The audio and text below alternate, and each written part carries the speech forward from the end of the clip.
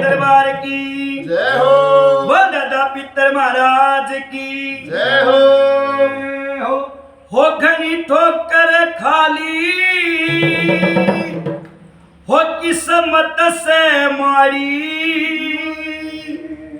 हो मेरे दादा पितरे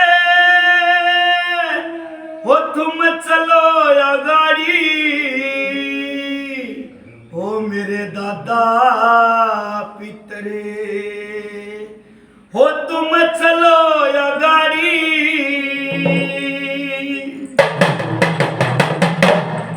हो घनी ठोकर खाली किस्मत से मारी मेरे दादा पितरे तुम चलो या गाड़ी हो घनी ठोकर खाली किस्मत से मारी मेरे दादा पितरे तुम चलो या गाड़ी।